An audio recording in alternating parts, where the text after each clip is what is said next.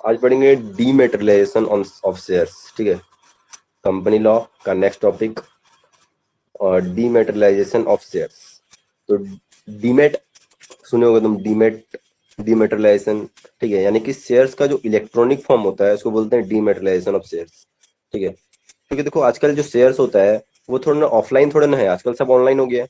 ठीक है, तो उसको क्या बोलते हैं हम लोग, उस प्रोसेस को बोलते हैं डीमेटेरियलाइजेशन ऑफ शेयर्स। मतलब शेयर्स को अब अगर हम इलेक्ट्रॉनिक फॉर्म में अगर कन्वर्ट करेंगे तो उसको बोलेंगे डीमेटेरियलाइजेशन ऑफ शेयर्स। ठीक है, तो डीमेटेरियलाइजेशन ऑफ शेयर्स क्या होता है, कैसे होता है, वो जानने से पहले हमको तीन तो इंपॉर्टेंट चीज जानना पड़ेगा। क्या क्या तीन तो इंपॉर्टेंट चीज डीमेटेरियलाइजेशन ऑफ शेयर्स के लिए? तीन तो मोस्ट इंपॉर्टेंट चीज क्या क्या है? डिपोजिटरी एक्ट हो, डिपोजिटरी पार्टिसिपेंट एक्ट हो, और देयर रिलेशनशिप।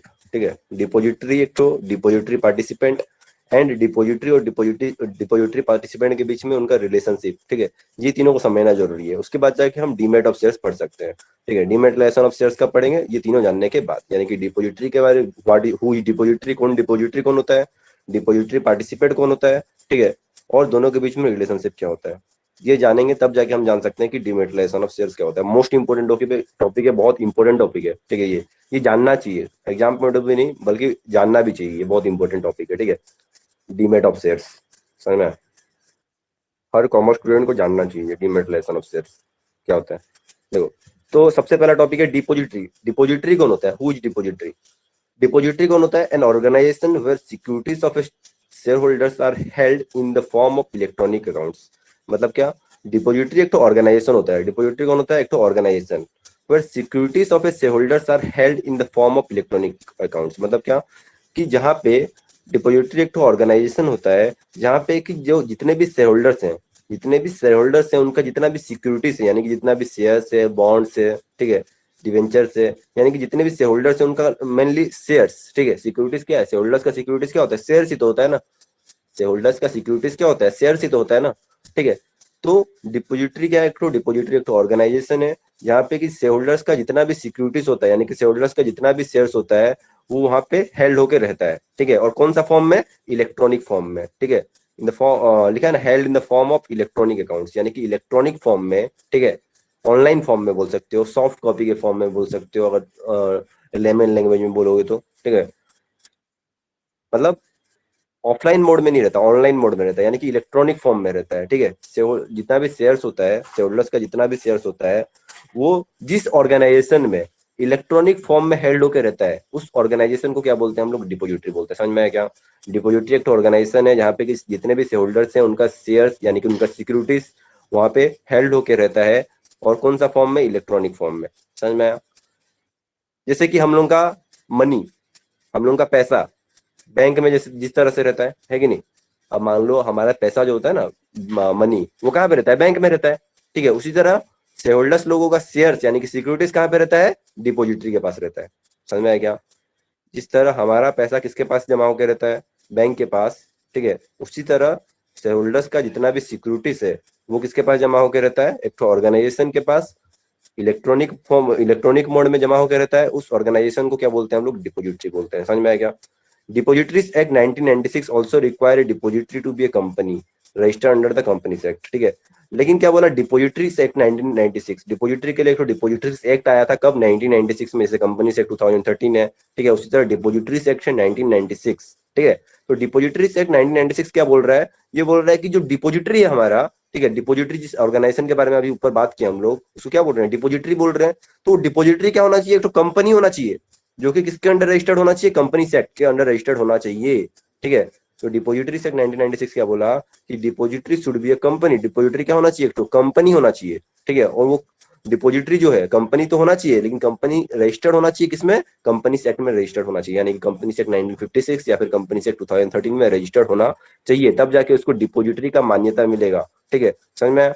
तो एक डिपोजिटरी होने के लिए क्या होना पड़ेगा? उस डिपोजिटरी को यानी कि उस ऑर्गेनाइजेशन को क्या होना पड़ेगा? कंपनी होना पड़ेगा सबसे पहले, और रजिस्टर्ड होना पड़ेगा कंपनी सेक्टर में, तब जाके उसको डिपोजिटरी बोलेंगे।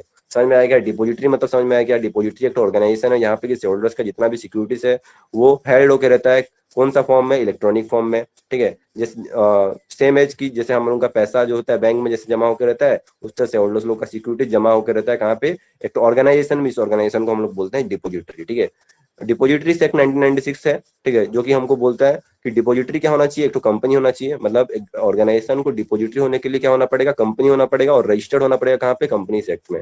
कंपनी एक्ट में रजिस्टर्ड होना पड़ेगा डिपोजिटरी को, ठीक है, समझ में।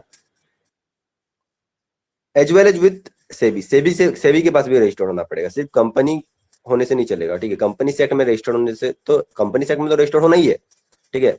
Depository should be registered under company act, depository को कंपनी एक्ट में तो रजिस्टर्ड होना है, लेकिन साथ साथ सेबी के पास भी रजिस्टर्ड होना पड़ेगा, यानी कि securities and exchange board of India के पास भी रजिस्टर्ड होना पड़ेगा, ठीक है। तो all the depository should be registered under company act as well as under SEBI, ठीक है। तो कंपनी एक्ट में भी रजिस्टर्ड होना पड़ेगा और सेबी में भी रजिस्टर्ड होना पड़ेगा, समझ में।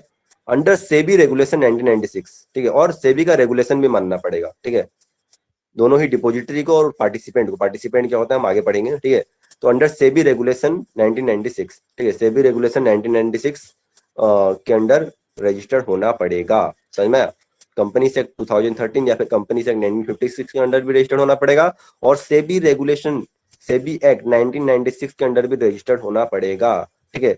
लेकिन इतना सब बात बोल दिया हम लोग, इतना करना पड़ेगा उतना करना पड़ेगा, लेकिन डिपोजिटरी आज तक इंडिया में सिर्फ दो ही है, ठीक है। So far only two depository SEBI has been allowed by SEBI to function, ठीक है। अब तक सेबी सिर्फ दो टू डिपोजिटरी को अलाउ किया है, सिर्फ दो। इंडिया में कितना डिपोजिटरी है, सिर्फ दो टू डिपोजिटरी है, क्योंकि सेबी सिर्फ दो टू डिपोजिटरी को अब तक अलाउ किया है। कौन कौन सा डिपोजिटरी, एक तो एनएसडीएल, एक तो सीडीएसएल, ठीक है। एनएसडीएल बहुत फेमस है ये चीज, ठीक है, बहुत इंपॉर्टेंट चीज, जनरल नॉलेज है। NSDL national securities depository limited, CDSL central depository service limited, ऐसे दो टू खाली डिपोजिटरी है, ठीक है। ऐसे दो टो डिपोजिटरी हैं, ठीक है, ऑर्गेनाइज मतलब पूरा इंडिया में, ठीक है, जो कि सिक्योरिटीज को डील करते हैं, ठीक है। एनएसडीएल और CDSL, national securities depository limited और central depository services limited, okay, सिर्फ दो टो है, समझ में आया। डिपोजिटरी समझ में आया, डिपोजिटरी खत्म हो गया। तो डिपोजिटरी क्या होता है, डिपोजिटरी का ऑर्गेनाइजेशन होता है जहाँ पे कि जो शेयर्स होता है, जो सिक्योरिटीज होता है, वो इलेक्ट्रॉनिक मोड में हेल्ड होकर रहता है, इलेक्ट्रॉनिक मोड में जमा होकर रहता है। सेम है जैसे कि हम लोग का पैसा होता है, अपना हमारा जो मनी होता है वो बैंक में जैसे जमा होता है, उसी तरह जो सिक्योरिटीज होता है, जो शेयर्स होता है शेयर होल्डर्स का, वो कहाँ पे जमा होकर रहता है, डिपोजिटरी के पास जमा होकर रहता है। डिपोजिटरी एक ऑर्गेनाइजेशन है। डिपोजिटरी एक्ट 1996 हमको बोलता है कि डिपोजिटरी क्या होना चाहिए, डिपोजिटरी एक तो कंपनी होना चाहिए, यानी कि कंपनी एक्ट में रजिस्टर्ड होना चाहिए, और सिर्फ कंपनी एक्ट में रजिस्टर्ड होने से नहीं चलेगा, बल्कि उसको सेबी के अंडर भी रजिस्टर्ड होना पड़ेगा, यानी कि सेबी रेगुलेशन 1996 के अंडर भी रजिस्टर्ड होना पड़ेगा, ठीक है। सो फार कितना डिपोजिटरी है इंडिया में, सिर्फ दो डिपोजिटरी है, एक तो एनएसडीएल, एक तो सीडीएसएल। और एनएसडीएल का फुल फॉर्म क्या है, नेशनल सिक्योरिटीज डिपोजिटरी लिमिटेड, और एक तो सीडीएसएल यानी कि central depository services limited, okay. समझ में आया डिपोजिटरी क्या होता है, समझ में आया डिपोजिटरी क्या होता है, ठीक है। अब देखो डिपोजिटरी पार्टिसिपेंट, सेकंड क्या है, डिपोजिटरी पार्टिसिपेंट, ठीक है। डिपोजिटरी तो समझ में आया, डिपोजिटरी कितना टो है, सिर्फ दो टो है, एनएसडीएल सीडीएसएल, ठीक है, समझ में आया। डिपोजिटरी क्या होता है, जहाँ पे कि शेयर होल्डर्स लोग का सिक्योरिटीज हेल्ड होकर रहता है, ठीक है। मतलब शेयर होल्डर्स लोग का सिक्योरिटी जमा होकर जहाँ पे रहता है ना, उस ऑर्गेनाइजेशन को बोलते हैं डिपोजिटरी। और डिपोजिटरी दो ही तो है, एनएसडीएल और सीडीएसएल। लेकिन डिपोजिटरी पार्टिसिपेंट क्या होता है, डिपोजिटरी पार्टिसिपेंट एजेंट होता है, ठीक है, डिपोजिटरी का एजेंट होता है, ठीक है। अब देखो डिपोजिटरी तो इंडिया में दो ही तो है, ठीक है। अब पूरा का पूरा सिक्योरिटीज इंडिया में जितना भी शेयर है, जितना भी सिक्योरिटीज है, सिर्फ ये दोनों हैंडल कर पाएंगे क्या, नहीं कर पाएंगे ना, ठीक है। तो ये दोनों क्या किए, दोनों के बहुत सारे एजेंट है, ठीक है, मतलब एनएसडीएल और सीडीएसएल के बहुत सारे एजेंट हैं, यानी कि डिपोजिटरी के बहुत सारे जो एजेंट है, उसको हम लोग क्या बोलेंगे, डिपोजिटरी पार्टिसिपेंट बोलेंगे, समझ में आया। तो depository participant nothing are nothing but agent of depository. Depository participant कौन होता है, एजेंट होता है किसका, डिपोजिटरी का। अब डिपोजिटरी पार्टिसिपेंट कौन कौन हो सकता है, कोई बैंक भी, कोई सा भी बैंक हो सकता है, कुड बी बैंक्स, बैंक्स लिखा है ना, कोई भी बैंक हो सकता है, कोई भी कस्टडियंस हो सकता है, कोई भी पब्लिक फाइनेंशियल इंस्टीट्यूशन हो सकता है, कोई भी फॉरेन बैंक्स भी हो सकता है, कोई भी एसएफसी यानी कि स्टेट फाइनेंशियल कॉर्पोरेशन भी हो सकता है, कोई भी इंस्टीट्यूशंस जो कि फाइनेंशियल सर्विस प्रोवाइड करता है, institution engage in providing financial services, यानी कोई भी इंस्टीट्यूशंस जो कि फाइनेंशियल सर्विसेज प्रोवाइड करता है, ठीक है, वो भी पार्टिसिपेंट हो सकता है। डिपोजिटरी पार्टिसिपेंट कौन कौन हो सकता है, हम ये क्या पढ़ रहे हैं कि who can become a depository participant, कौन कौन डिपोजिटरी पार्टिसिपेंट हो सकता है। कौन कौन डिपोजिटरी पार्टिसिपेंट हो सकता है, बैंक्स हो सकता है, कस्टडियंस हो सकता है, public financial institutions, foreign banks, state financial corporation, institution engage in public providing financial services, यानी कि कोई भी इंस्टीट्यूशन जो कि फाइनेंशियल सर्विस प्रोवाइड करता है, सारे के सारे डिपोजिटरी पार्टिसिपेंट हो सकते हैं। और कौन हो सकता है, क्लियरिंग कॉर्पोरेशन हो सकते हैं, स्टॉक ब्रोकर्स हो सकते हैं, एनबीएफसी हो सकती है, एनबीएफसी यानी कि नॉन बैंकिंग फाइनेंशियल कंपनीज, ये सब हो सकते हैं, ठीक है। आरओसी हो सकता है यानी कि रजिस्ट्रार हो सकता है, ठीक है। तो ये सब एलिजिबल होते हैं क्या होने के लिए, डिपोजिटरी पार्टिसिपेंट यानी कि डिपोजिटरी एजेंट भी बोल सकते हैं ना हम लोग।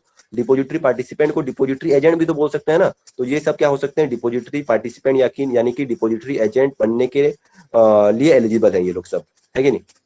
लेकिन डिपॉजिटरी पार्टिसिपेंट को भी रजिस्टर होना पड़ेगा सेबी एक्ट 1992 को। खाली डिपॉजिटरी को तो रजिस्टर होना पड़ रहा था, हम पढ़े तो डिपॉजिटरी को तो सेबी एक्ट में रजिस्टर होना पड़ रहा था, लेकिन डिपॉजिटरी पार्टिसिपेंट को भी सेबी एक्ट 1992 में रजिस्टर होना पड़ेगा, ठीक है। सिर्फ डिपॉजिटरी को रजिस्टर्ड होना डिपॉजिटरी को तो रजिस्टर्ड होना कंपलसरी है, और डिपॉजिटरी पार्टिसिपेंट को भी रजिस्टर्ड होना कंपलसरी है अंडर सेबी एक्ट 1992, ठीक है, समझ में। तो लेकिन क्यों रजिस्टर्ड होना पड़ेगा, to render depository services, depository service provide करने के लिए, है कि नहीं। तो अभी डिपॉजिटरी कौन है, डिपॉजिटरी सिर्फ दो ही तो एनएसडीएल और सीडीएसएल, ठीक है। ये लोग का सर्विसेज कौन प्रोवाइड करेंगे, उनके एजेंट यानी कि डिपॉजिटरी पार्टिसिपेंट, ठीक है। लेकिन डिपॉजिटरी पार्टिसिपेंट बनने के लिए क्या करना पड़ेगा, रजिस्टर्ड होना पड़ेगा। कहाँ पर रजिस्टर्ड होना पड़ेगा, सेबी एक्ट 1992 में, तब जाके हम क्या कर सकते हैं, डिपॉजिटरी सर्विसेज प्रोवाइड कर सकते हैं, ठीक है। Eligibility criteria for admission has been determined by SEBI regulations, ठीक है। तो सेबी डिसाइड करता है, securities and exchange board of India, SEBI का रेगुलेशन, सेबी का रूल्स एंड रेगुलेशंस डिसाइड करता है कि कौन मतलब डिपॉजिटरी पार्टिसिपेंट बन सकता है, यानी कि कौन कौन सा एलिजिबिलिटी क्राइटेरिया है क्या बनने के लिए, डिपॉजिटरी पार्टिसिपेंट बनने के लिए, यानी कि as a depository participant admission करने के लिए, ठीक है। कौन कौन सा एलिजिबिलिटी क्राइटेरिया है, ये कौन डिसाइड करेगा, ये डिसाइड करेगा सेबी रेगुलेशन। कौन डिसाइड करेगा, सेबी रेगुलेशन, यानी कि सेबी डिसाइड करेगा कि कौन कौन सा क्राइटेरिया है, कौन कौन सा एलिजिबिलिटी क्राइटेरिया है क्या करने के लिए, एडमिशन लेने के लिए एज ए डिपॉजिटरी पार्टिसिपेंट, समझ में आया। Participants shall have such rights and obligations as may be specified by SEBI Depositories and Participant Regulation 1996, ठीक है। तो SEBI Depository and Participant Regulation 1996 यानी कि SEBI का जो रेगुलेशंस है 1996 का जितना भी रेगुलेशंस है, SEBI Depositories and Participant Regulation 1996 में जितना भी रेगुलेशंस है, ठीक है, वो स्पेसिफाई करता है, ठीक है, कि जो डिपॉजिटरी पार्टिसिपेंट है उनका राइट्स यानी कि उनका अधिकार यानी और उनका ऑब्लिगेशंस क्या क्या होगा, ठीक है, उनका जिम्मेदारी क्या क्या होगा, उनका अधिकार क्या क्या होगा, ये कहाँ पे लिखा है, ये सब लिखा है SEBI depositories and participant regulation 1996 में। ये सब कुछ मेंशन है कि जितने भी डिपॉजिटरी पार्टिसिपेंट हैं, ठीक है, कौन कौन हो सकता है डिपॉजिटरी पार्टिसिपेंट, बैंक्स हो सकता है, ठीक है, एनबीएफसी हो सकता है, कोई भी आरओसी हो सकता है, ठीक है, एसएफसी हो सकता है, फॉरेन बैंक्स हो सकता है, ठीक है, कोई भी हो सकता है, बहुत सारे जन हो सकते हैं डिपॉजिटरी पार्टिसिपेंट। लेकिन डिपॉजिटरी पार्टिसिपेंट का क्या क्या राइट्स है, क्या क्या ऑब्लिगेशन है, वो सब कहाँ पे मेंशन है, वो सब मेंशन है SEBI depositories and participant regulation 1996 में मेंशन है, समझ में आया क्या, ठीक है। और देखते हैं डिपॉजिटरी पार्टिसिपेंट क्या लिखा था। डिपॉजिटरी पार्टिसिपेंट ये लिखा था कि डिपॉजिटरी पार्टिसिपेंट क्या होता है, ठीक है, एक एजेंट होता है डिपॉजिटरी का। डिपॉजिटरी का एजेंट को क्या बोलते हैं, हम डिपॉजिटरी पार्टिसिपेंट बोलते हैं। कौन कौन हो सकता है डिपॉजिटरी पार्टिसिपेंट, ये सब हो सकते हैं, bank, custodian, public financial institution, foreign bank, SFC, ठीक है, institution engaged in providing financial services, ठीक है, clearing corporation, stock brokers, NBFC, registrar यानी कि आरओसी, ठीक है, कोई भी डिपॉजिटरी पार्टिसिपेंट हो सकता है, ठीक है। लेकिन उसको रजिस्टर्ड होना पड़ेगा, अगर डिपॉजिटरी पार्टिसिपेंट बनना है तो रजिस्टर्ड होना पड़ेगा, कहाँ पे, सेबी एक्ट 1992 में रजिस्टर्ड होना पड़ेगा, ठीक है। तभी जाके हम क्या कर सकते हैं, डिपॉजिटरी सर्विसेज प्रोवाइड कर सकते हैं, ठीक है। यानी कि डिपॉजिटरी पार्टिसिपेंट जब तक सेबी एक्ट 1992 में रजिस्टर्ड नहीं है तो डिपॉजिटरी सर्विसेज प्रोवाइड कर सकता है क्या, नहीं कर सकता, ठीक है। To provide depository services depository participant has to registered under SEBI act 1992 में रजिस्टर्ड होना पड़ेगा, समझ में आया। एलिजिबिलिटी क्राइटेरिया क्या है, एलिजिबिलिटी क्राइटेरिया फॉर एडमिशन कौन डिसाइड करेगा, सेबी रेगुलेशन, ठीक है। सेबी रेगुलेशन डिटरमाइन करेगा कि क्या क्या एलिजिबिलिटी क्राइटेरिया है डिपॉजिटरी पार्टिसिपेंट बनने के लिए, यानी कि as a depository participant admission करने के लिए कौन कौन सा एलिजिबिलिटी क्राइटेरिया है, जो कौन डिसाइड करेगा, सेबी रेगुलेशन डिसाइड करेगा, समझ में आया क्या। Participant shall have such rights and obligation as may be specified by SEBI depositories and participant regulation 1996, यानी कि पार्टिसिपेंट यानी कि यहाँ पे डिपॉजिटरी पार्टिसिपेंट का बात हो रहा है, पार्टिसिपेंट यानी कि कोई कंपटीशन वाले पार्टिसिपेंट नहीं, यहाँ पे किसका बात हो रहा है, यहाँ पे हो रहा है डिपॉजिटरी पार्टिसिपेंट। तो जो डिपॉजिटरी पार्टिसिपेंट्स हैं उनका जो राइट्स है, उनका जो ऑब्लिगेशन है, वो सब कहाँ पे मेंशन होगा, वो सब मेंशन है SEBI depositories and participant regulation 1996 में, सब कुछ मेंशन है। जितना भी अधिकार है, जितना भी जिम्मेदारी है, यानी कि जितना भी राइट्स एंड ऑब्लिगेशन है डिपॉजिटरी पार्टिसिपेंट्स का, यानी कि डिपॉजिटरी एजेंट्स का, वो सब मेंशन है SEBI depositories and participant regulation 1996 में मेंशन है, समझ में आ गया, ठीक है। अब देखते हैं डिपॉजिटरीज, ठीक है, और डिपॉजिटरी पार्टिसिपेंट, इनके बीच में जो रिलेशन है क्या है, देखो तीन जन है, देखो यहाँ पे एक तो डिपॉजिटरी है, ठीक है, एक तो डिपॉजिटरी पार्टिसिपेंट है, एक तो कंपनी है, ठीक है। तो कंपनी डायरेक्टली डिपॉजिटरी के पास नहीं जा सकता, ठीक है। अरे डिपोजिटरी दो तो एनएसडीएल सीडीएसएल, कितना बड़ा बड़ा चीज है, ठीक है। और तुम डायरेक्टली कंपनी जा सकता है कि डिपोजिटरी के पास नहीं जा सकता, ठीक है। कंपनी कहाँ जा सकता है, ठीक है, कंपनी जा सकता है एजेंट के पास। उस एजेंट को क्या बोलेंगे हम, डिपोजिटरी पार्टिसिपेंट। वो कौन हो सकता है, कोई भी हो सकता है। यहाँ पे एग्जांपल लिया फॉरेन बैंक का, लेकिन कोई भी हो सकता है। पढ़े हम लोग, इतना सारा पढ़े अभी हम लोग। एनबीएफसी हो सकता है, कोई भी बैंक हो सकता है, ठीक है। कोई भी फाइनेंशियल सर्विस प्रोवाइड करने वाला इंस्टीट्यूशन हो सकता है, एनबीएफसी हो सकता है, कोई भी हो सकता है, ठीक है। यहाँ पे सिर्फ एक एग्जाम्पल लिया गया है फॉरेन बैंक, ठीक है। फॉरेन बैंक भी हो सकता है क्या, हाँ हो सकता है। फॉरेन बैंक भी डिपोजिटरी एजेंट या फिर डिपोजिटरी पार्टिसिपेंट हो सकता है क्या, हाँ हो सकता है, ठीक है। तो डिपोजिटरी कौन है, एनएसडीएल सीडीएसएल भी हो सकता है, ठीक है। यहाँ पे एग्जाम्पल लिया एनएसडीएल का, ठीक है, लेकिन सीडीएसएल भी तो हो सकता है ना, ठीक है। दो ठो डिपोजिटरी, कितना ठो इंडिया में, दो ठो, कौन कौन, एनएसडीएल और सीडीएसएल, ठीक है। तो डिपोजिटरी एजेंट कंपनी, तो कंपनी किससे लिंक करेगा, एजेंट से। एजेंट किससे लिंक करेगा, डिपोजिटरी से। यानी कि company can not directly link with depository, company have to contact with depository participant, and depository participant will directly link with depository, ठीक है। तो पहले कंपनी है, कंपनी किसके साथ लिंक करेगा, डिपोजिटरी पार्टिसिपेंट के साथ। डिपोजिटरी पार्टिसिपेंट किसके साथ लिंक करेगा, डिपोजिटरी के साथ। समझ में आ गया, ठीक है। यहाँ पे कंपनी में एक्स लिमिटेड लिया गया है, एजेंट यानी कि डिपोजिटरी पार्टिसिपेंट में फॉरेन बैंक को लिया गया है, और डिपोजिटरी यानी कि एनएसडीएल को लिया गया है। लेकिन डिपोजिटरी की जगह हम सीडीएसएल को भी ले सकते हैं। एजेंट यानी कि डिपोजिटरी पार्टिसिपेंट तो बहुत सारे हैं, भरे हैं, ठीक है। और कंपनी तो बहुत सारे हैं ही, ठीक है। समझ में आया। तो डिपोजिटरी डॉज नॉट, जो मैं बोला वही लिखा है, वो depository does not render services directly. क्या डिपोजिटरी डायरेक्टली सर्विस प्रोवाइड करता है क्या, डिपोजिटरी क्या कंपनी को डायरेक्टली सर्विस प्रोवाइड करता है क्या, नहीं करता। डिपोजिटरी किसको सर्विस प्रोवाइड करता है, डिपोजिटरी मतलब सर्विस तो प्रोवाइड करता है, लेकिन डायरेक्टली प्रोवाइड नहीं करता। किसके थ्रू करता है, अपने एजेंट यानी कि अब डिपोजिटरी पार्टिसिपेंट के थ्रू करता है। नहीं समझ में आया। डिपोजिटरी कभी भी डायरेक्टली कंपनी को सर्विसेज प्रोवाइड नहीं करता, ठीक है। डिपोजिटरी किसके थ्रू सर्विसेज प्रोवाइड करता है, डिपोजिटरी अपने एजेंट्स यानी कि डिपोजिटरी पार्टिसिपेंट के थ्रू सर्विसेज प्रोवाइड करता है। समझ में आया, ठीक है। तो depository does not render services directly, depository कभी भी डायरेक्टली सर्विस प्रोवाइड नहीं करता, ठीक है। But only through an agent, बल्कि एजेंट के थ्रू करता है, ठीक है। एजेंट यानी कि यहाँ पे किसका बात चल रहा है, यहाँ पे डिपोजिटरी पार्टिसिपेंट का बात चल रहा है, ठीक है। Relationship between a depository and participant is that of a principal and agent. इसलिए इसीलिए जो डिपोजिटरी है और जो डिपोजिटरी पार्टिसिपेंट्स हैं, ठीक है, उनके बीच का जो रिलेशन है वो कैसा रिलेशन है, एक तो प्रिंसिपल एंड एजेंट का रिलेशन। यहाँ पे प्रिंसिपल कौन है, प्रिंसिपल है डिपोजिटरी, और एजेंट है डिपोजिटरी पार्टिसिपेंट।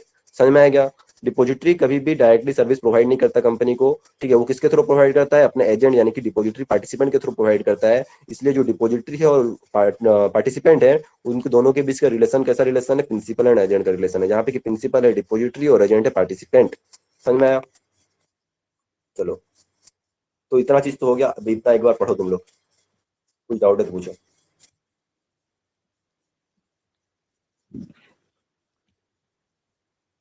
बहुत इंपॉर्टेंट टॉपिक है ये वाला, एग्जाम के लिए भी और वैसे जानने के लिए भी।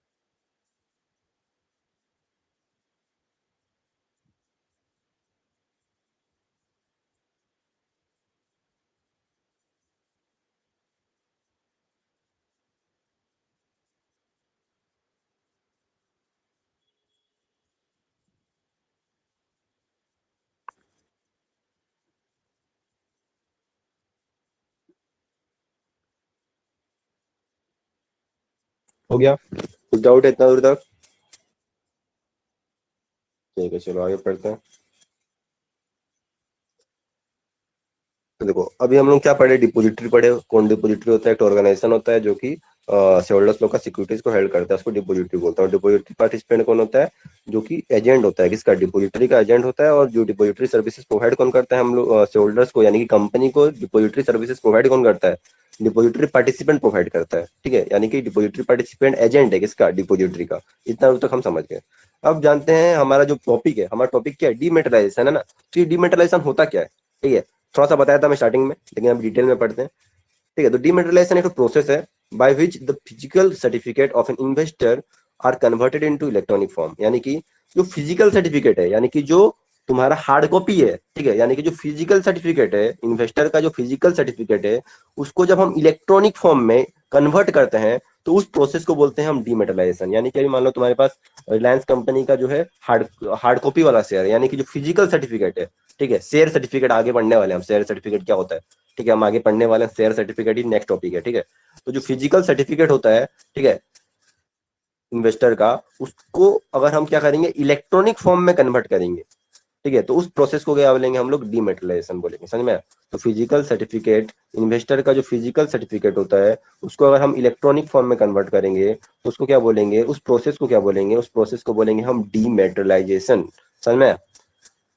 And credited to the account of depository participant, ठीक है। और किसके अकाउंट में क्रेडिटेड होगा? डिपॉजिटरी पार्टिसिपेंट के अकाउंट में क्रेडिटेड होगा। अब मान लो कि तुम क्या कर रहे हो कि अपना डीमेट अकाउंट खोले, कहाँ पे? एसबीआई में, ठीक है, स्टेट बैंक ऑफ इंडिया में। तुम क्या कर रहे? अपना डीमेट अकाउंट खोले, ठीक है, समझ में आया? यानी कि अपना जो शेयर्स है उसको इलेक्ट्रॉनिक फॉर्म में कन्वर्ट कराना है तुम लोग को, तो किसको कंडक्ट करना पड़ेगा? डिपॉजिटरी पार्टिसिपेंट को कंडक्ट करना पड़ेगा ना तुमको। डिपॉजिटरी को तो डायरेक्ट कंटेक्ट नहीं कर सकते, अभी भी पढ़े हम लोग की डिपॉजिटरी को डायरेक्टली कंटेक्ट कर सकते हो क्या? तुम नहीं कर सकते ना। किसके थ्रू करना पड़ेगा तुमको? डिपॉजिटरी पार्टिसिपेंट, यानी कि डिपॉजिटरी के एजेंट्स के थ्रू करना पड़ेगा। अब एजेंट्स बहुत सारे हैं, ठीक है। तुम मान लो कि कोई भी बैंक्स के थ्रू भी कर सकते हो, बैंक्स भी क्या होते हैं? डिपॉजिटरी पार्टिसिपेंट हो सकते हैं। तो सेबी भी एक तो डिपॉजिटरी पार्टिसिपेंट है, ठीक है। सॉरी, ऐसे ही बोल रहा हूँ, एसबीआई भी एक तो डिपॉजिटरी पार्टिसिपेंट है, ठीक है। स्टेट बैंक ऑफ इंडिया भी एक तो क्या है? डिपॉजिटरी पार्टिसिपेंट है। तो तुम एसबीआई के पास जा रहे हो, एसबीआई से क्या करा रहे हो? एसबीआई को बोल रहे हो कि मेरा जो है शेयर्स को इलेक्ट्रॉनिक फॉर्म में कन्वर्ट कराना है, ठीक है। तो जितना भी तुम्हारा शेयर्स है, ठीक है, जो कि इलेक्ट्रॉनिक फॉर्म में कन्वर्ट होगा, वो किसके पास क्रेडिटेड हो जाएगा? वो सब स्टेट बैंक ऑफ इंडिया में क्रेडिटेड हो जाएगा। जैसे तुम्हारा पैसा जैसे जमा हो जाता है, जैसे तुम्हारा पैसा जैसे जमा होता है, देखना लिखा है your account is credited bye, लिखा रहता है ना पैसा जमा होने से। उसी तरह शेयर्स भी क्रेडिटेड हो जाएगा ना तुम्हारा, कहाँ पे? अकाउंट में, ठीक है। तुम्हारा डिपॉजिटरी पार्टिसिपेंट का जो अकाउंट है, वहां पे क्या हो जाएगा? तुम्हारा जितना भी शेयर्स है जो कि फिजिकल फॉर्म में था, वो अभी इलेक्ट्रॉनिक फॉर्म में कन्वर्ट होके उस डिपॉजिटरी पार्टिसिपेंट के अकाउंट में क्रेडिटेड होगा कि नहीं होगा? जिस तरह तुम्हारा पैसा क्रेडिटेड होता है, ठीक है, उस तरह शेयर्स भी क्रेडिटेड हो जाएगा डिपॉजिटरी पार्टिसिपेंट के पास। समझ में आया क्या? For dematerialisation an account has to be maintained, ठीक है। तो डीमेटेरियलाइजेशन के लिए क्या करना पड़ेगा तुमको? पहले तो अकाउंट मेंटेन करना पड़ेगा, ठीक है। बैंक अकाउंट तो है, चलो बैंक अकाउंट तो जरूरी है ही है, ठीक है।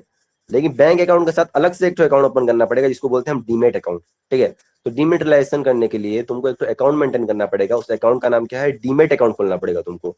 डीमेट अकाउंट किसके पास खोल सकते हो? कोई भी डिपॉजिटरी पार्टिसिपेंट के पास खोल सकते हो। This account is kept with the depository participant, लिखा है देखो। मतलब कोई भी डिपॉजिटरी पार्टिसिपेंट्स के पास तुम क्या कर सकते हो? अपना डीमेट अकाउंट खोल सकते हो। समझ में आया क्या? Who is basically an agent, जो ही क्या है? एजेंट है ना, ठीक है। Who is basically an agent between company and depository, जो कि कंपनी एंड डिपॉजिटरी के बीच में तो क्या है? एजेंट है, ठीक है। तो तुमको अपना अगर अकाउंट खोलना है, ठीक है, तो तुम डिपॉजिटरी पार्टिसिपेंट के पास अपना डीमेट अकाउंट खोल सकते हो। डीमेट अकाउंट खोलना जरूरी है, ठीक है। शेयर्स में डील करने के लिए डीमेट अकाउंट खोलना बहुत ज्यादा जरूरी है, क्योंकि आजकल फिजिकल फॉर्म का शेयर्स बंद हो चुका है लगभग, ठीक है।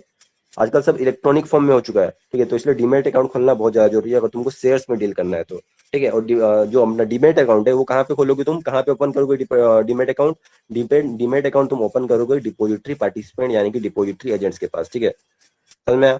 क्योंकि जो डिपॉजिटरी पार्टिसिपेंट होते हैं वो एजेंट होते हैं, किसके बीच में? कंपनी और डिपॉजिटरी के बीच में जो एजेंट है उसी को तो हम डिपॉजिटरी पार्टिसिपेंट बोल रहे हैं ना, ठीक है। तो अगर तुमको क्या करना पड़ेगा, अगर तुमको अपना शेयर्स को, अपना जो फिजिकल सर्टिफिकेट है उसको अगर इलेक्ट्रॉनिक फॉर्म में कन्वर्ट कराना है, ठीक है, तो तुमको क्या करना पड़ेगा? पहले एक डीमेट अकाउंट खोलना पड़ेगा, ठीक है। किसके पास? डिपॉजिटरी पार्टिसिपेंट के पास। समझ में आया? उसके बाद देखो डिपॉजिटरी एक्ट 1996 के बारे में कुछ लिखा है। Depositories Act 1996. तो dematerialisation of shares has been possible because of establishment of this act. तो डिमेटलाइजेशन है, ठीक है, वो किसके थ्रू पॉसिबल हुआ है? डिपॉजिटरीज एक्ट 1996 के थ्रू पॉसिबल हुआ है। मतलब 1996 के पहले से जितना भी शेयर्स था वो सब फिजिकल फॉर्म में होता था, ठीक है। 1996 के बाद जो है डीमेटलाइजेशन आया। तो डीमेटलाइजेशन कब आया बोलने से क्या करोगे, 1996 में। डिपॉजिटरीज एक्ट 1996 एस्टेब्लिश होने के बाद, यानी कि ये एक्ट यानी कि डिपॉजिटरीज एक्ट 1996 एस्टेब्लिश होने के बाद जाके डीमेटलाइजेशन ऑफ शेयर्स पॉसिबल हो पाया। क्यों? बिकॉज ऑफ फॉलोइंग फीचर्स, ठीक है। क्योंकि इसका फॉलोइंग फीचर्स है, डिपॉजिटरी एक्ट 1996 का ये सब फीचर है, ठीक है।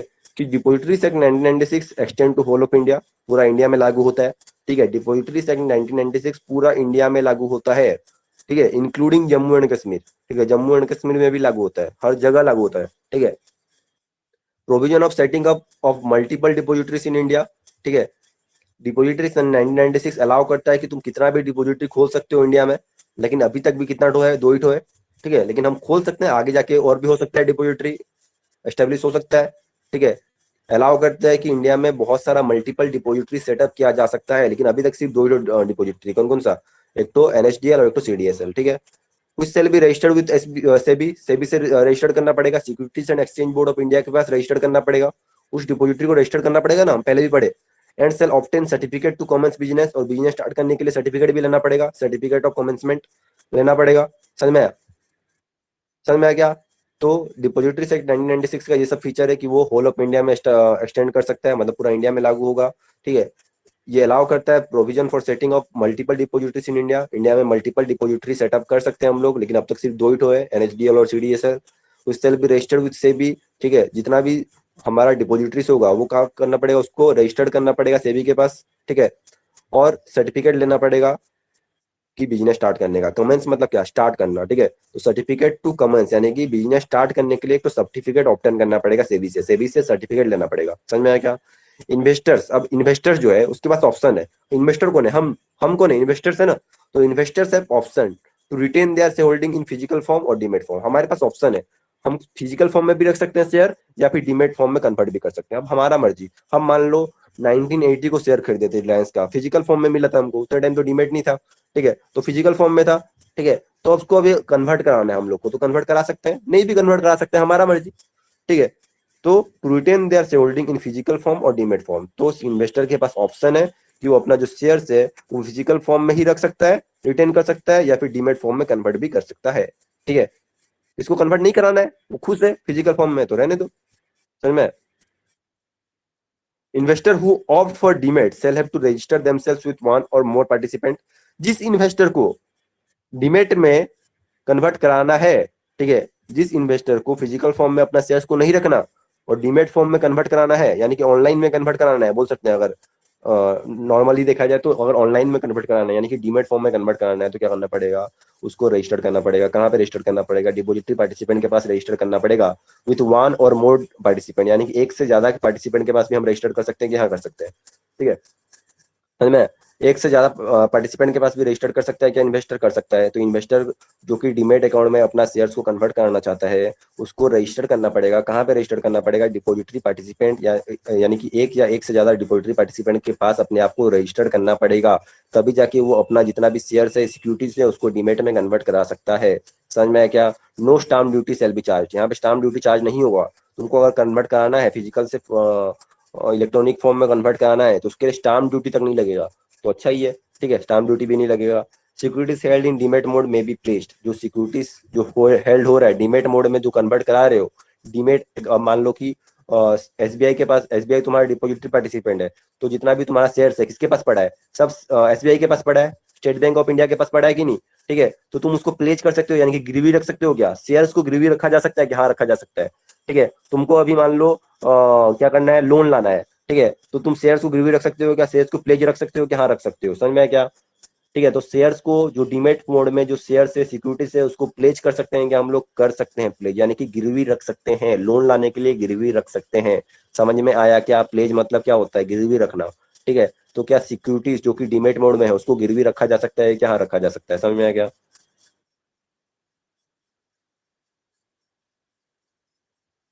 पढ़ो एक बार,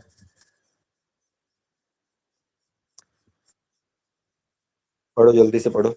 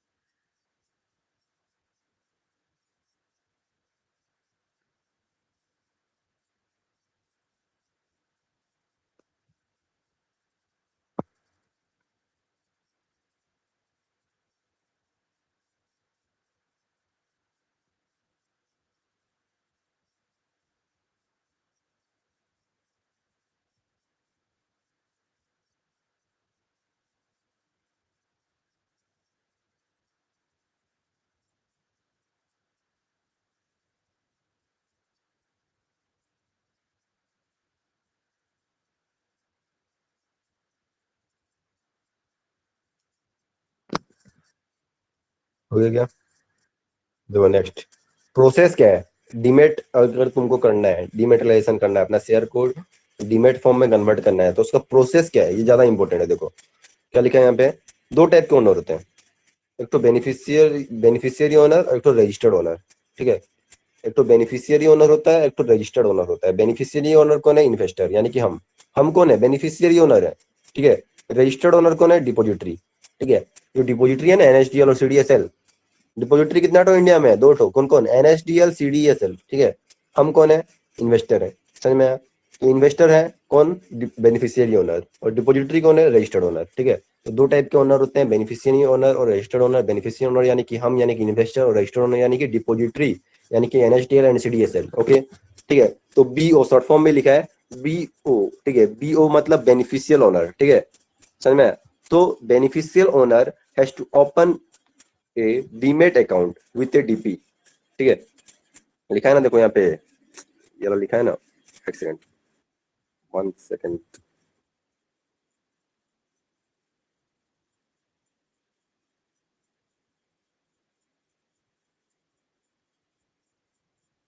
हाँ देखो, तो क्या लिखा है? बीओ। ठीक है, यानी कि beneficial owner has to open a demat account with a DP.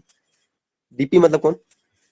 WhatsApp वाला डीपी क्या? ये डीपी मतलब यहाँ पे डिपोजिटरी पार्टिसिपेंट है। ठीक है, तो BO has to open a demat account with a DP. ठीक है, मतलब बेनिफिशियल ओनर यानी कि इन्वेस्टर को एक तो डीमेट अकाउंट खोलना पड़ेगा, जो कि हम स्टार्टिंग में भी पढ़े। ठीक है, इससे पहले पढ़े थे ना कि बेनिफिशियल ओनर यानी कि इन्वेस्टर को, ठीक है, क्या करना पड़ेगा? डीमेट अकाउंट खोलना पड़ेगा। कहाँ पे? डीपी के पास, यानी कि डिपोजिटरी पार्टिसिपेंट के पास क्या करना पड़ेगा? डीमेट अकाउंट खोलना पड़ेगा। ठीक है, and to obtain an account number लेना पड़ेगा। अरे अकाउंट खोल रहे हो तो अकाउंट नंबर तो मिलेगा ही, है कि नहीं? तो बेनिफिशियल ओनर को जो है, यानी कि इन्वेस्टर को जो है डीमेट अकाउंट खोलना पड़ेगा, डीमेट अकाउंट ओपन करना पड़ेगा डीपी के पास, यानी कि डिपॉजिटरी पार्टिसिपेंट के पास। यानी कोई भी बैंक हो सकता है, कोई भी एनबीएफसी हो सकता है, कोई भी फॉरेन बैंक हो सकता है। ठीक है, कोई भी जो फाइनेंशियल सर्विस प्रोवाइड करने वाला इंस्टीट्यूशन हो सकता है। ठीक है, कोई भी हो सकता है। डिपॉजिटरी पार्टिसिपेंट तो बहुत सारे होते हैं, तो किसी भी डिपॉजिटरी पार्टिसिपेंट के पास सबसे पहले तो तुमको डीमेट अकाउंट खोलना पड़ेगा। ठीक है, तो पहला प्रोसेस क्या है कि डीमेट अकाउंट खोलो, अकाउंट नंबर लो। उसके बाद क्या करना पड़ेगा? BO needs to fill DRF. ठीक है, बीओ क्या करना पड़ेगा? डीआरएफ फिल करना पड़ेगा, डीमेट रिक्वेस्ट फॉर्म डालना पड़ेगा ना। ठीक है, डीमेट रिक्वेस्ट फॉर्म डालना पड़ेगा and submit the same with physical certificate to the DP. अब फिजिकल सर्टिफिकेट को तुमको इलेक्ट्रॉनिक फॉर्म में कन्वर्ट कराना है ना, फिजिकल सर्टिफिकेट को तुमको डीमेट में कन्वर्ट कराना है ना, तो फिजिकल सर्टिफिकेट जमा करोगे कि नहीं करोगे? फिजिकल सर्टिफिकेट भी रखोगे और डीमेट भी रखोगे, डीमेट भी कर दोगे, ऐसा तो नहीं होगा ना।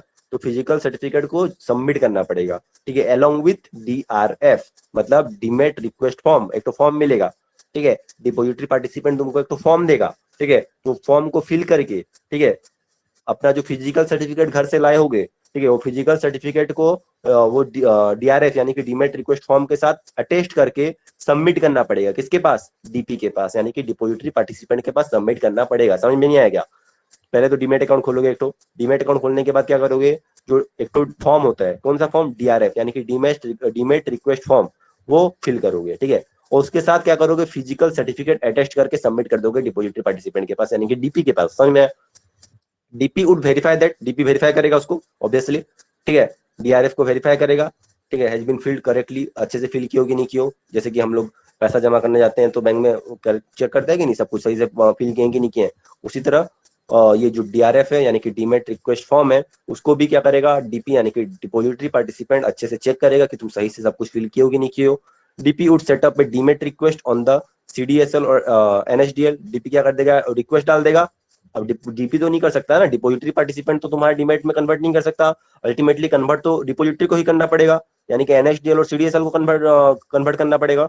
ठीक है, तो क्या करेगा? एक डीमेट रिक्वेस्ट डाल देगा, सीडीएसएल या फिर एनएसडीएल, किसी भी डिपोजिटरी के पास। दो ही तो डिपोजिटरी इंडिया में, सीडीएसएल एंड एनएसडीएल। ठीक है, तो किसी भी डिपोजिटरी यानी कि सीडीएसएल और एनएसडीएल के पास क्या कर देगा? वो डीमेट रिक्वेस्ट डाल देगा। ठीक है, and send the same to the company and the registrar. और वो क्या करेगा? उसी रिक्वेस्ट को कंपनी को भी सेंड कर देगा। अब कंपनी भी तो जानना चाहिए ना। अब तुम्हारा रिलायंस रिलायंस कंपनी का शेयर था तुम्हारा फिजिकल फॉर्म में, ठीक है, तुम उसको डीमेट में कन्वर्ट करा रहे हो। ठीक है, तो कंपनी का जानने का अधिकार है कि नहीं है? कि तुम फिजिकल फॉर्म को इलेक्ट्रॉनिक मोड में कन्वर्ट करा रहे हो, यानी कि डीमेट फॉर्म में कन्वर्ट करा रहे हो बोल के जानना जरूरी है कि नहीं, कंपनी को जानना जरूरी है भाई, और रजिस्ट्रार को भी जानना जरूरी है कि नहीं, हाँ रजिस्ट्रार को भी जानना जरूरी है, आरओसी को भी जानना जरूरी है, ठीक है।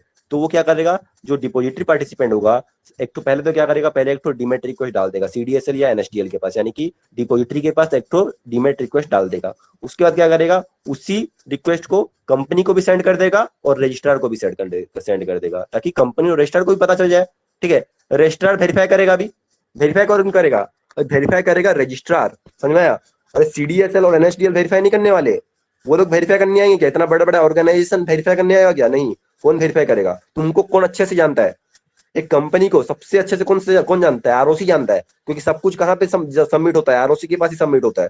तो रजिस्ट्रार वेरीफाई करेगा कि जेन्युइननेस है कि नहीं है, ठीक है, सर्टिफिकेट जेन्युइन है कि नहीं है, ठीक है, और कंफर्म करेगा। रिक्वेस्ट को कंफर्म कौन करेगा, कंफर्म करेगा रजिस्ट्रार, समझ में, आरओसी कंफर्म करेगा, पहले तो चेक करेगा सब कुछ सही है कि नहीं है, जेन्युइन है कि नहीं है, तुम जेन्युइनली कन्वर्ट करा रहे हो कि नहीं करा रहे हो, ठीक है। और फिर क्या करेगा, वो कंफर्म कर देगा, रिक्वेस्ट को कंफर्म कर देगा। समझ में आया क्या, इतना तक समझ में आया क्या। यहाँ पे क्या बोले कि दो ओनर होते हैं, बेनिफिशियल ओनर और रजिस्टर्ड ओनर, ठीक है। बेनिफिशियल ओनर यानी कि इन्वेस्टर, रजिस्टर्ड ओनर यानी कि डिपॉजिटरी। तो जो बेनिफिशियल ओनर यानी कि जो इन्वेस्टर यानी कि जो हम हैं, हम क्या करेंगे, हम जाएंगे डिपॉजिटरी पार्टिसिपेंट के पास और क्या करेंगे, एक तो डीमेट अकाउंट ओपन करेंगे और अकाउंट नंबर ऑब्टेन करेंगे, ठीक है।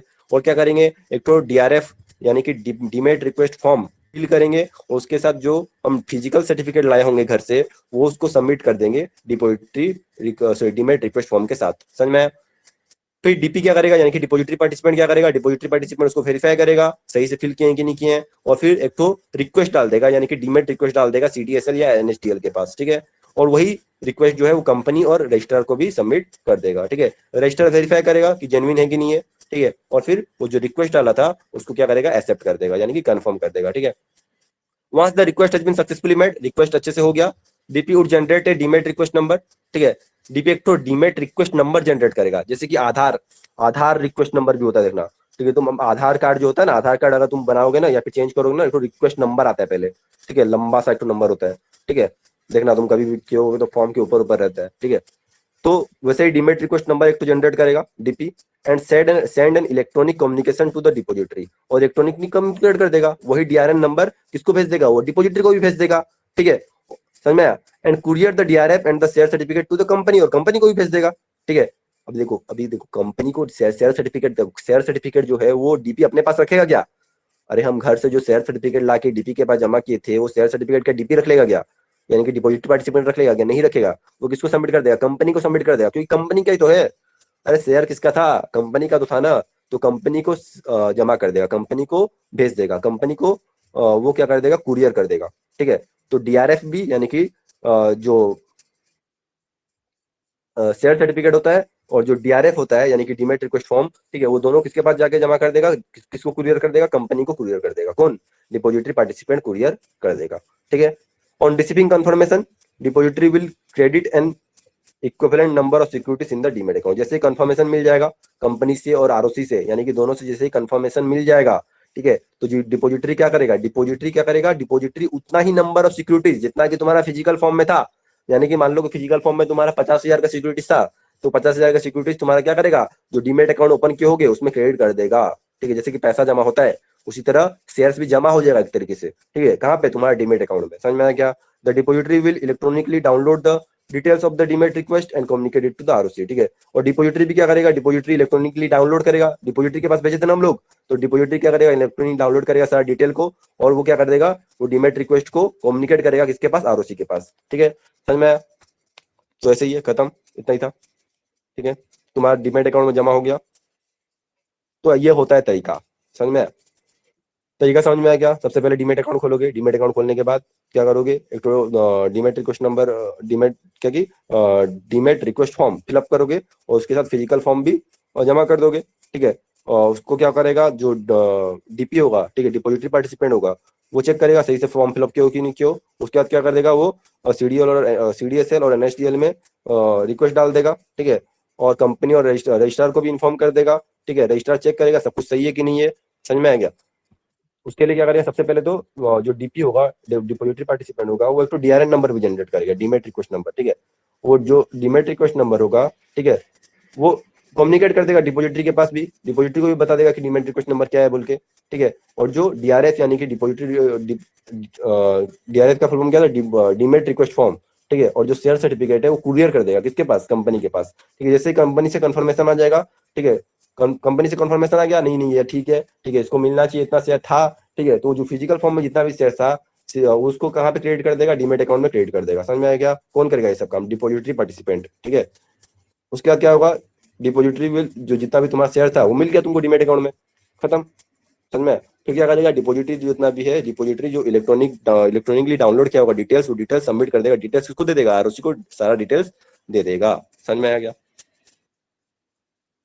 लास्ट देखो स्लाइड है, रिक्विजिशन फॉर डिमेटलाइजेशन ऑफ शेयर्स, मतलब तुमको डिमेटलाइजेशन कराना है, तुमको अपना शेयर्स को डिमेट कराना है, डिमेट में यानी कि इलेक्ट्रॉनिक मोड में कन्वर्ट कराना है, तो तुमको क्या करना पड़ेगा, investor should have a demat account, सबसे पहले तुमको डिमेट अकाउंट खोलना पड़ेगा।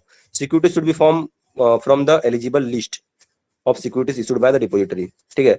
तो डिपॉजिटरी जो जो सिक्योरिटीज इशू कर सकता है वो लिस्ट में होना चाहिए तुम्हारा, ठीक है। मतलब एनएसडीएल को कुछ अलाउ है, कुछ सीडीएसएल को अलाउ है, तो अगर तुम एनएसडीएल के पास कर रहे हो तो एनएसडीएल अलाउ होना चाहिए, एनएसडीएल को अलाउ होना चाहिए, वो सब सिक्योरिटी से डील करना अलाउ होना चाहिए ना, ठीक है। तो एलिजिबिलिटी लिस्ट में होना चाहिए, ठीक है। जो डिपॉजिटरी जिस सिक्योरिटीज पे डील करता है, ठीक है, जिसको एलिजिबल, मतलब जो जो सिक्योरिटीज डील करने के लिए वो एलिजिबल है, वो सब उस लिस्ट में होना चाहिए, मतलब वो सिक्योरिटी उस लिस्ट में, एलिजिबिलिटी लिस्ट में होना चाहिए। समझ में आया क्या, securities must be in the name of the account holder and owned by him, ठीक है। तो जो अकाउंट होल्डर है यानी कि जो डीमेट अकाउंट होल्डर है, ठीक है, यानी कि तुम हो डीमेट अकाउंट होल्डर, कौन हो, तुम हो ना, इन्वेस्टर हो, तो तुम्हारे नाम पे सिक्योरिटीज होना चाहिए, ठीक है। अरे सिक्योरिटीज दूसरे के नाम पे है, तुम चुरा के ले आए हो, ठीक है, तुम्हारे दोस्त का घर गए, ठीक है, चुरा के ले आए, ठीक है, फिजिकल सर्टिफिकेट, और उसको अपना डीमेट अकाउंट खोल के उसमें जमा कर दोगे, चलेगा क्या, नहीं चलेगा, ठीक है। अकाउंट नंबर भी तुम्हारे नाम पे होना चाहिए, और जो सिक्योरिटीज है यानी कि जो शेयर्स जो फिजिकल फॉर्म में था वो भी तुम्हारे नाम पे होना चाहिए। समझ में आया क्या, ठीक है। सेपरेट डीआरएफ यानी कि डीमेट रिक्वेस्ट फॉर्म डालना पड़ेगा, रिक्वायर्ड फॉर ईच कंपनी, ठीक है, हर कंपनी के लिए डीमेट रिक्वेस्ट फॉर्म डालना ही पड़ेगा। DRF should be signed by all the holders, ठीक है, जितने भी होल्डर्स हैं सबको डीआरएफ साइन करना पड़ेगा, यानी कि डीमेट रिक्वेस्ट फॉर्म साइन करना पड़ेगा। समझ में आया क्या, ठीक है, अब पढ़ो।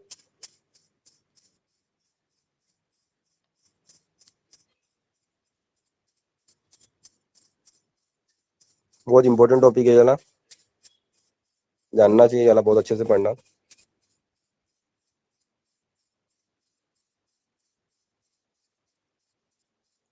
कोई आगे से पूछा आपको कि डीमेट अकाउंट क्या होता है बताओ, बोले से बोल सकते हो ना कि अगर हमको अपना शेयर्स को अगर इलेक्ट्रॉनिक मोड में कन्वर्ट कराना है तो हम डिपॉजिटरी पार्टिसिपेंट के पास जो अकाउंट खोलते हैं उस अकाउंट का नाम होता है डीमेट अकाउंट, ठीक है नहीं।